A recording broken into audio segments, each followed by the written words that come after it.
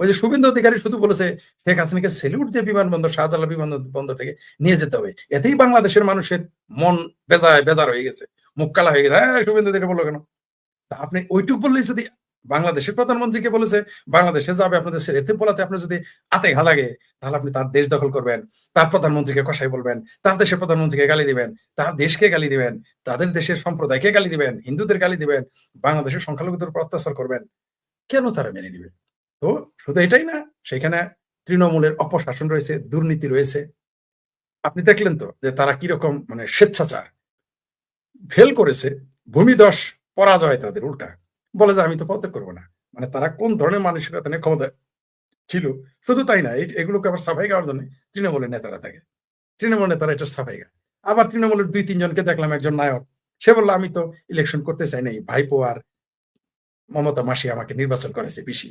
আবার একজন গায়ক তো আগে তৃণমূলের অনুষ্ঠানে গান গাইতো, কালকে বিজেপির অনুষ্ঠানে গান গাইবে দেখলাম। আর কবির সুমন্ত বলেই দিয়েছে যে আমাকে তো হাতে পায়ে ধরে তৃণমূল ইলেকশন করায়। তো এই হচ্ছে অবস্থা।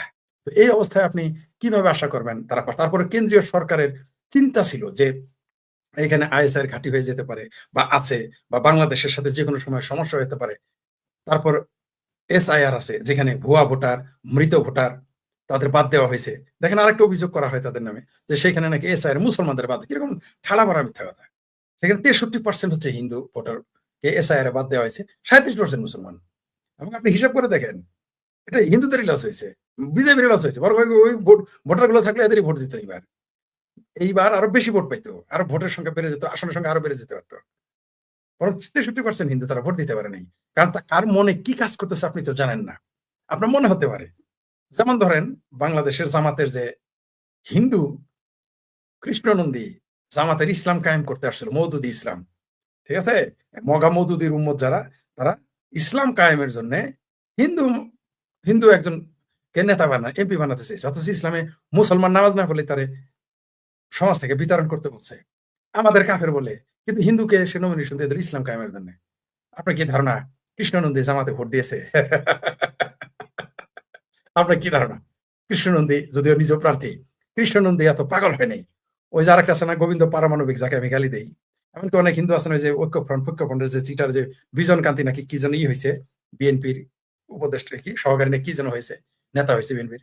আপনার কি ধারণা এরা জামাতের ভোট দিবে কোনোদিন? কোনো কালে সন্তান শেষে দিলে দিতে পারে, আর কি বাংলাদেশের হিন্দুরা কোনোদিন, ওদের পাগলা কুত্তায় যদি ওদের কামড়ায়, ওরা কোনোদিন জামাতে দাড়িওয়ালা মার্কায় ভোট দিবে?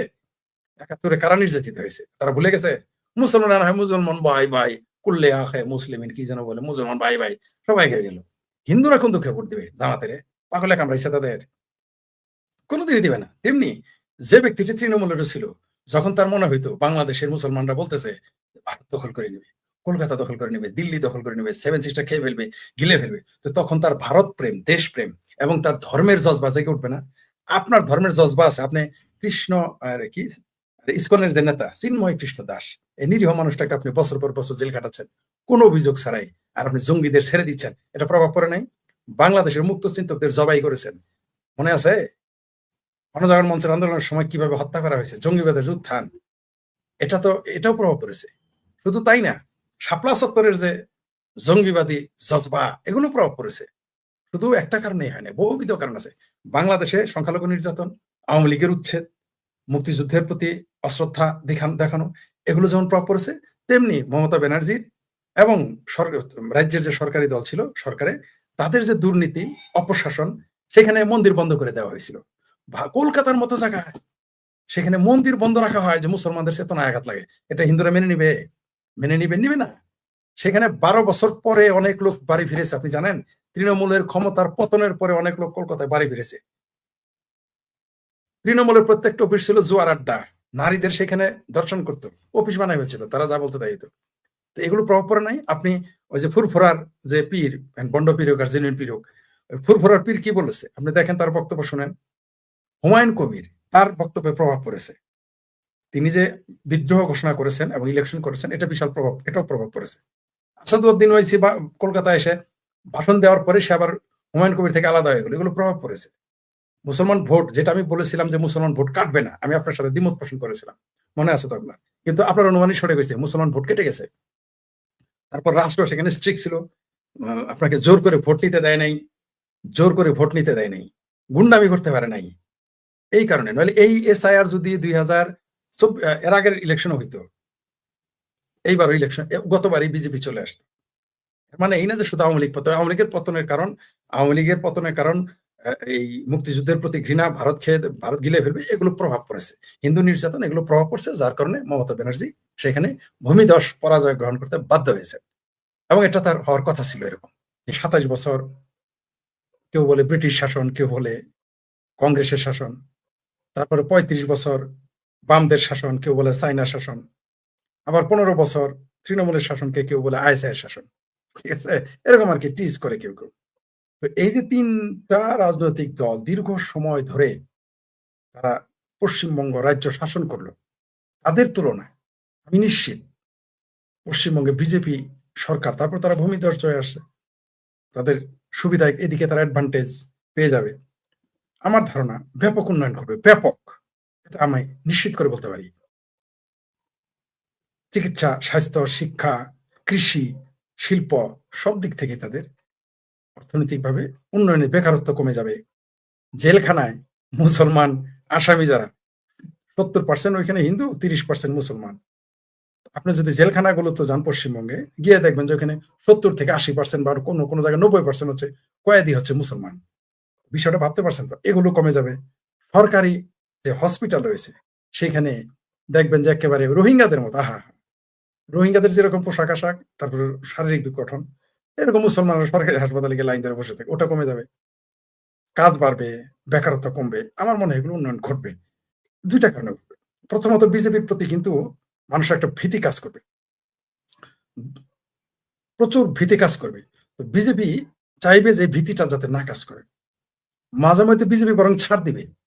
আমার ধারণা বিজেপি যদি শুধু, আমার সাথে একজন 2-3 জন নেতার কথা হয়েছে, মানে বলবো না বড় নেতা, মোটামুটি মাঝারি সাইজের নেতা যারা, তারা জেনেছিল, আমাকে বলেছিল, শেখ ফরিদ আপনি কি মনে করেন কি করলে বিজেপি দীর্ঘস্থায়ী হবে ক্ষমতা? আমি দীর্ঘস্থায়ী হবে কিনা জানি না, কিন্তু আপনাদের সমস্যা হবে না, 3টা কাজ করবেন। 3টা কাজ করবেন না, আপনি যত ভালো কাজই করেন, ধর শেখ হাসিনা তো অনেক ভালো কাজ করেছে, তারপর টিকতে পারেনি, আপনি যত ভালো কাজই করেন 3টা কাজ করবেন না। বলছি কি? আমরা যে গরুর মাংস খায় না, এটা ব্যান করেন না পশ্চিমবঙ্গে। মুসলমানরা ওদের ঘরে খাবে, কিছু হবে, মুসলমানরা দেখবেন খেপবে না। মুসলমানরা নামাজ পড়ুক, রোজা না করুক, নামাজ না পড়ুক, হজ না করুক, জাকাত না দেখ, বদমাইশি করুক, গুন্ডামি করুক, ছ্যাঁচড়ামি করুক, ড্রাগ এডিক্টেড হোক, কিন্তু তাদের আপনি গরুর মাংস যদি খাওয়া বাধা না দেন, আপনার কিছু বলবে না। গরুর মাংস খাওয়া বাধা দিলেই তারা তারা মনে করেন যে, মনে করে তাদের মুসলমানিত্ব খতরেমে, মানে বাংলাদেশ ভারতের মুসলমানেরা মনে করে যে গরুর মাংস না খাইতে পারলে ইসলাম খতরেমে। অথচ ভারতের কিন্তু আমি নিজের চোখে দেখেছি অনেক মুসলমান পরিবার গরুর মাংস খায় না। 2টা কারণে গরুর মাংস খায় না। প্রথমত তারা গরুর মাংস খায় না, এই জন্যই খায় না, কোথাও কোথাও পাওয়া যায় না তাই খায় না। আর একটা কারণে খায় না, ওটা হলো গরিব মানুষের খাবার।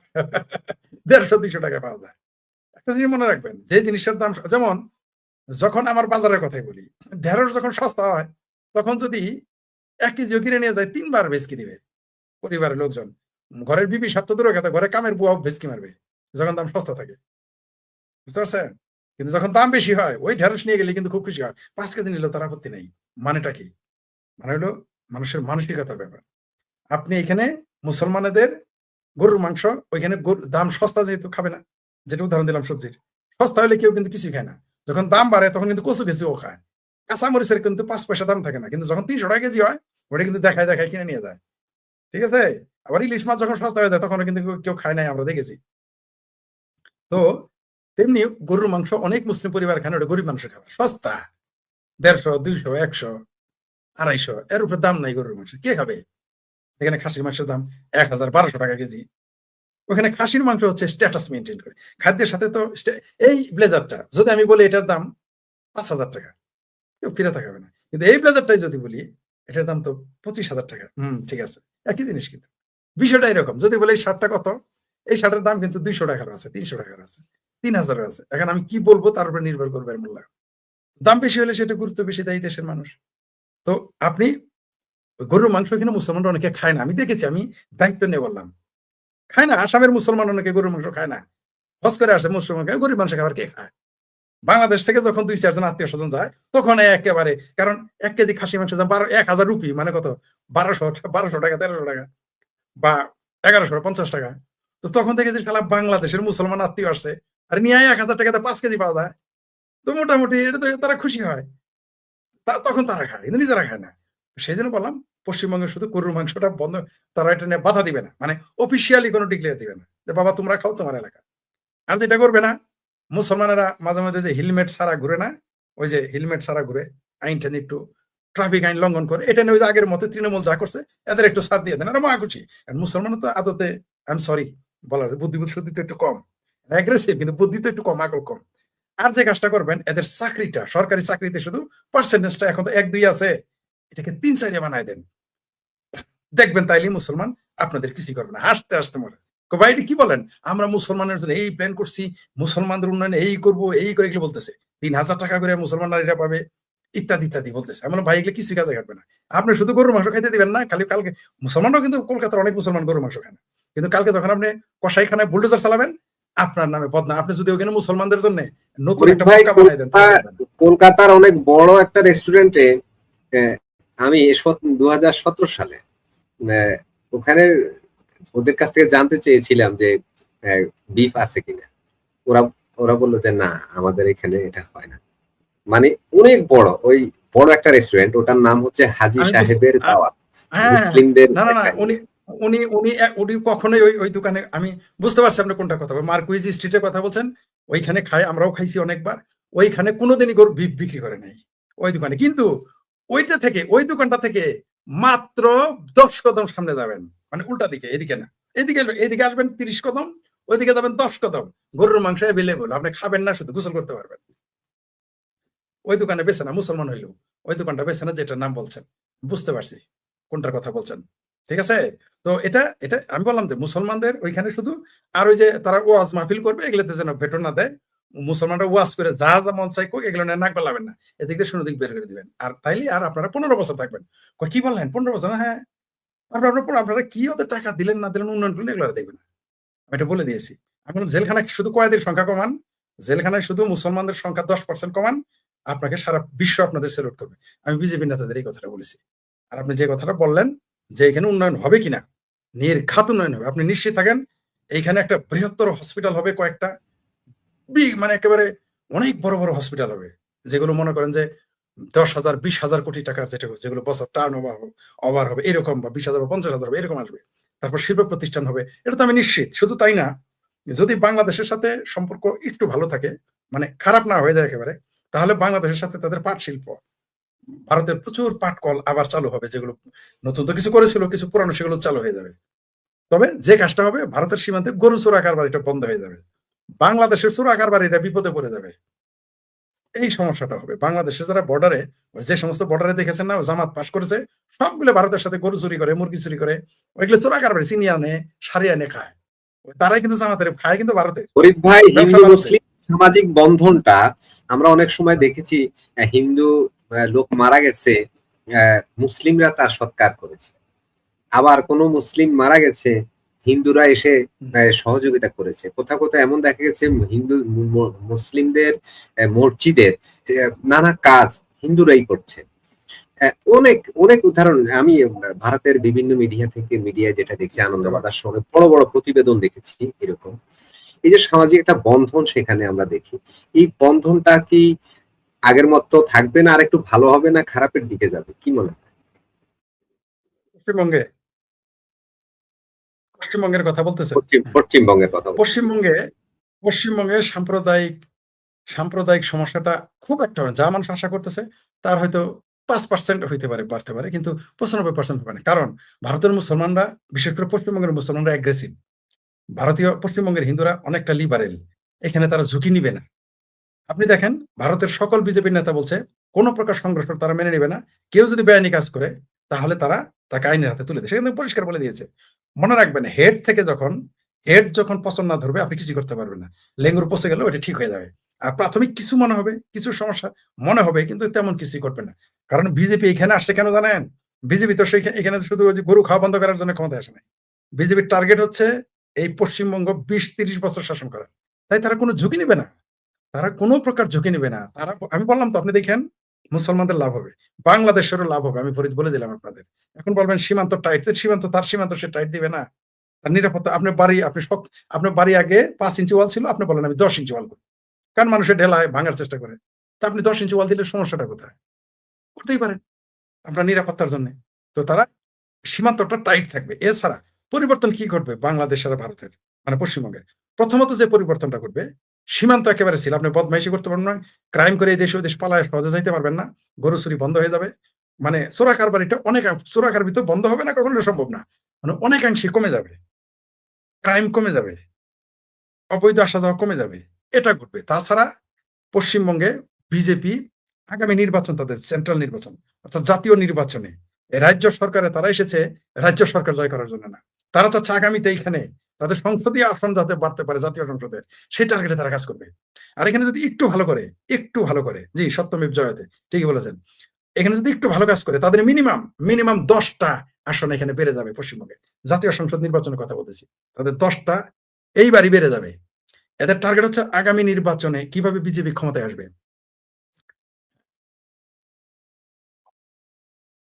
ভাই আপনি একতরফা কথা বলছেন, এটার জবাব দেওয়ার আমার কোনো ইচ্ছা নাই। এই যে বলছেন যে হিন্দু মন্দির করে উন্নতি করে নাই, তাহলে মানুষ, আপনি উন্নতি করে নাই তো এত মানুষ ভোট দেয় কেন? পশ্চিমবঙ্গের মানুষ তো খুব বোকা, তো এত রাজ্যে তার ভোট দেয় কেন? আর হেমন্ত এত জনপ্রিয়, তো এখানে তো 40% মুসলমান, হেমন্তরে ভোট দেয় কেন? হেমন্ত শর্মা যদি এত খারাপ মানুষ হয়, এত খারাপ কাজ করে থাকে, তাহলে এবার আবার পাশ করলো কেন?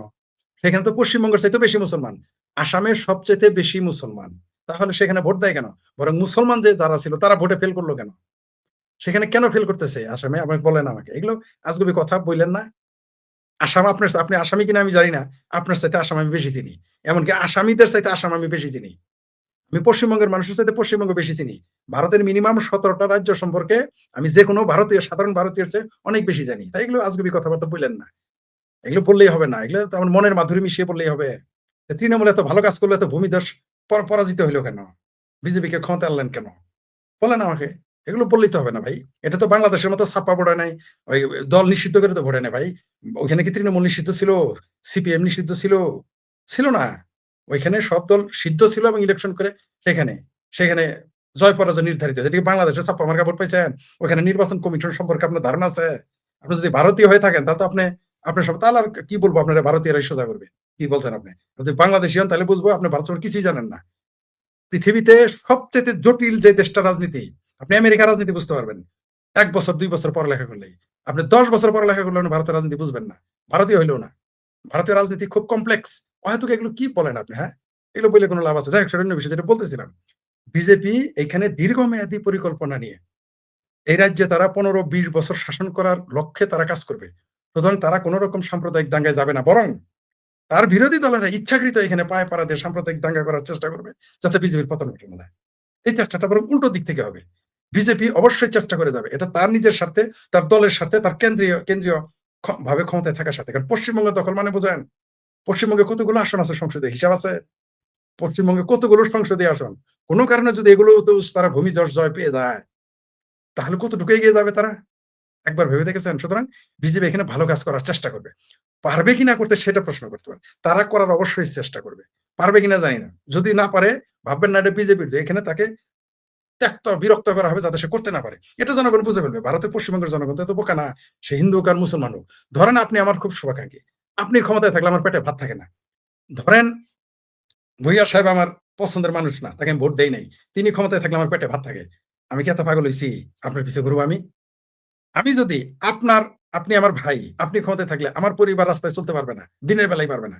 আর ভূঁইয়া সাহেবকে আমি দেখতে পারি না, তার সরকার ক্ষমতায় থাকলে রাতেও আমার পরিবারের পরিজন আসা যাওয়া করলে চিন্তাই হবে না, চুরি হবে না, সম্ভ্রমহানির ভয় নাই, জীবন নাশের ভয় নাই। তো আমি কাকে পছন্দ করবো?